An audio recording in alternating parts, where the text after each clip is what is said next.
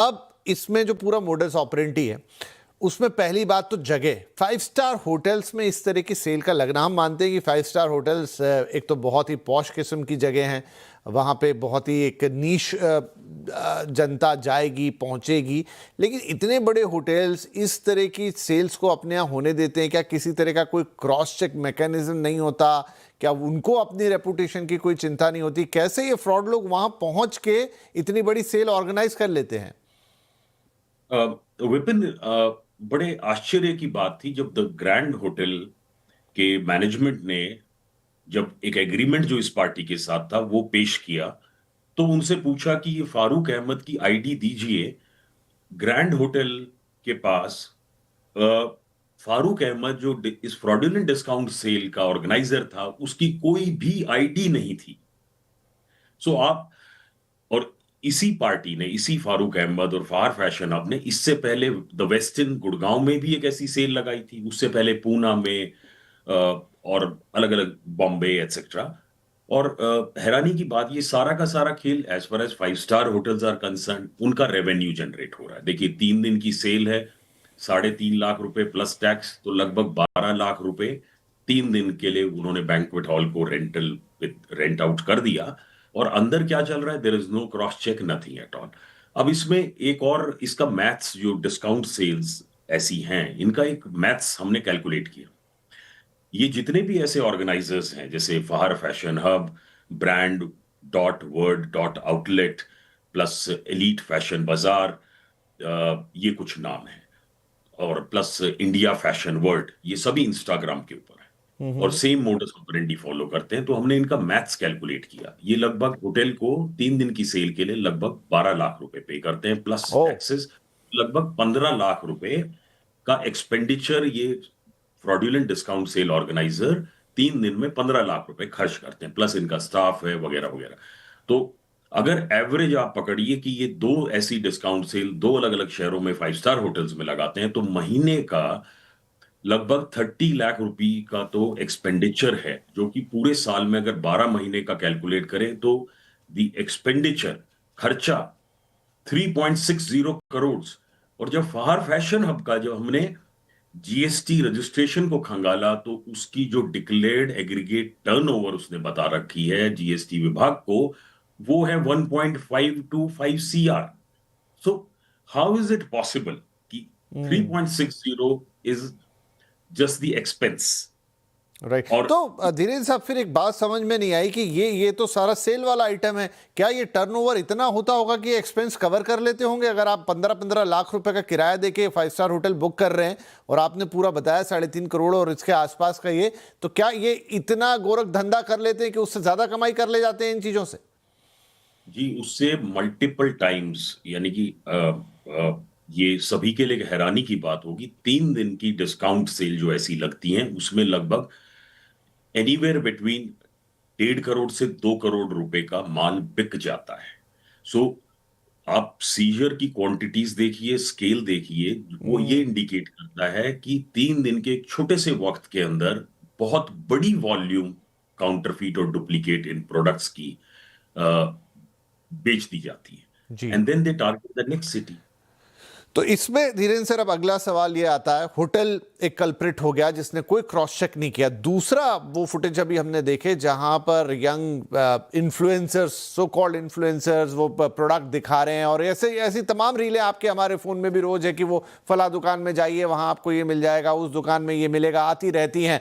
तो वैसे ही social media पे तो बहुत गोरख धंधा चलता है, लेकिन थोड़े बहुत इन्फ्लुएंसर जो बन गए, 50-25 हज़ार उनके फॉलोअर्स हो गए, ऐसे लोगों को इंगेज करके ये भी अपने आप में इस चीज़ को बहुत बड़ा बूस्ट देता है मेरे ख्याल से। नहीं तो जब तक ये इन्फ्लुएंसर वाली इकोनॉमी नहीं थी, हो सकता है ये सेल कहीं लग के निकल जाती होगी, लेकिन ये मल्टीपल टाइम अब उसको लोगों तक पहुंचा देती है और लोगों को लगता है कोई ऑथेंटिक चीज़ है, एक इन्फ्लुएंसर बता रहा है, चलो चलते हैं। जी, इन्फ्लुएंसर्स, अगर इन्फ्लुएंसर्स का रोल ना हो इसमें, तो ये डिस्काउंट सेल्स इतनी पॉपुलर नहीं होंगी। इतना इतना इनका इतना लोगों तक, यानी कि हर किसी के फोन में इन्फ्लुएंसर अकाउंट्स हमने ऐसे ऐसे देखे, जिसके अंदर 2 लाख, 4 लाख, 5 लाख फॉलोवर्स हैं उन इन्फ्लुएंसर्स के। तो एक रील जब डलती है, तो आप देखिए कि वो लाखों की तादाद में लोग उसको देखते हैं। और इन्फ्लुएंसर्स वो बिल्कुल उनके लिए ना तो हमारे देश में कोई रूल्स हैं, वो क्या चीज़ प्रमोट कर रहे हैं, क्या चीज़ प्रमोट की जा रही है, असली है, नकली है या इवन हमने ऐसे भी इन्फ्लुएंसर अकाउंट्स देखे हैं जहाँ हेल्थ रिलेटेड प्रोडक्ट्स हैं, जो कि लोग कंज़्यूम कर रहे हैं और उनको भी प्रमोट किया जा रहा है। नहीं, हम लगातार सीएनबीसी आवाज पर धीरेन्द्र साहब, ये तो एक अलग बात हुई जो अभी हम दिखा रहे हैं, लेकिन ये जो इन्फ्लुएंसर इकोनॉमी हो गई है, चाहे वो हेल्थ की बात करती हो, चाहे इस तरह के ब्रांडेड चीज़ों को बेचने की बात करती हो, इस पर भी कोई सरकार का ध्यान जाना चाहिए, एजेंसीज का ध्यान जाना चाहिए। अच्छी बात है कि इन्फ्लुएंसर्स आए एक अलग तरीके, लेकिन वो सही बातें करें, वो ऑथेंटिक हो, नहीं तो एक तरीके से आप यहाँ पर देश का अहित कर रहे हैं, आप लोगों को गुमराह कर रहे हैं। आप थोड़ा बहुत जो भी आपको पैसा मिलेगा, आपका जो भी कुछ है, क्योंकि अब आपको तो अपना चैनल चलाना है, अपना पेज चलाना है, लेकिन उसके लिए गलत काम करना या बिना क्रॉस चेक किए काम करना है कि किसके लिए आप ये ऐड बना रहे हैं, ये तो बहुत गलत बात है और इसका भी कुछ उपाय होना चाहिए। तीसरी बात धीरेन्द्र सर, वो ये कि इन्फ्लुएंसर ने अपना काम किया, बिना देखे किया, क्रॉस चेक किया नहीं किया, या पता भी था तो नज़रअंदाज कर दिया। होटल ने अपना काम किया, गलत किया, पता था नहीं था। होटल को मैं ज़्यादा जिम्मेदार मानूंगा क्योंकि वो ज़्यादा प्रोफेशनल एक बॉडी है, लेकिन उन्होंने भी ध्यान नहीं दिया। थर्डली, जो खरीदार है, क्या वहाँ पहुँच के, अब 5 स्टार होटल में एक सेल है तो वहाँ पर लोग भी वैसे ही आएंगे, तो क्या उनको असली और नकली ब्रांड का डिफरेंस समझ में नहीं आता? क्योंकि ऐसा तो नहीं है कि उन्होंने वो ब्रांड्स कभी देखे नहीं होंगे, एक्सपीरियंस नहीं किए होंगे, लेकिन वो भी कैसे इसकी चपेट में आ जाते हैं और हम देख रहे हैं कितनी भीड़ है खरीदने वालों की। अ, विपिन, हमने जब लोगों को ऑब्जर्व किया, जो ये जितनी भी डिस्काउंट सेल्स हमने अलग-अलग वक्त में पीछे, ये तो अभी दिल्ली में रेड हुई, इससे पहले भी हमने रेड की, और जो हमने तब जो एक कैटेगरी देखी, जो यहाँ आने वाले कस्टमर्स की, we saw people getting out of high end SUVs, luxury cars, luxury sedans. So यानी कि हम एक, और यहाँ भीड़, और सब पढ़े लिखे लोग, इनफैक्ट उसमें बहुत से लोग तो कॉर्पोरेट्स में काम कर रहे हैं, और तो पढ़ी लिखी क्राउड। और कुछ लोगों से हमने बात की ये जानने के लिए कि क्या ये अवेयर हैं कि ये ब्रांड के जो आइटम्स हैं, ये जो बिक रहे हैं, तो in fact people are not aware. और इसी से मुझे याद आता है, जब मैंने अपनी लीगल प्रैक्टिस स्टार्ट की थी बहुत एक जमाने पहले, तो दिल्ली में हिमाचल भवन है इंडिया गेट के पास।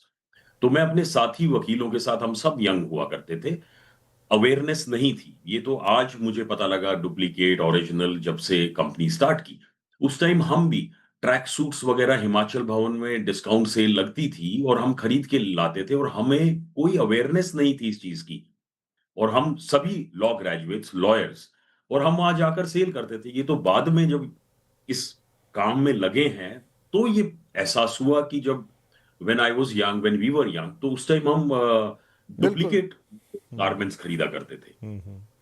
और वो देखिए, अभी जो पूरी स्टोरी चलाई उसमें एक वॉच मेकर हैं जिनका बाइट सुनाई दे रहा है, वो बोल रहे हैं कि आजकल काउंटर फिटिंग या वो जो डुप्लीकेसी का लेवल इतना ऊपर उठ गया है कि कई बार तो ये पहचान करना मुश्किल हो जाती है कि कौन सा डुप्लीकेट है और कौन सा ओरिजिनल है। और आपको अगर सही चीज़ें खरीदनी है तो ऐसी सेल्स के मुकाबले आप जाइए, ऑथेंटिक स्टोर्स पर जाइए। इनफैक्ट वहाँ पर भी डिस्काउंट सेल्स चलती है, वहाँ से आप खरीदिए, चाहे वॉचेज़ हो, पर्स हो या वॉट एवर। हाँ, कोई सेल आपको यही कह रही है कि ये सेकंड्स की चीज़ है या ये डुप्लीकेट है। कॉपी ब्रांड्स के भी लोग बता के बेचते हैं कि भाई ये फर्स्ट कॉपी है, सेकंड कॉपी है। वहाँ तो समझ में आता है कि आपको बोला ही जा रहा है, हालांकि शायद वो भी टेक्निकली कानूनन सही हो या गलत वो आप बताएंगे, लेकिन एटलीस्ट आपको कोई बता तो रहा है कि ये ओरिजिनल नहीं है सर, ये तो सेकंड कॉपी है या फर्स्ट कॉपी है जो मैं आपको बेच रहा हूँ। लेकिन यहाँ पर ऐसा मामला नहीं है धीरेन्द्र साहब। तो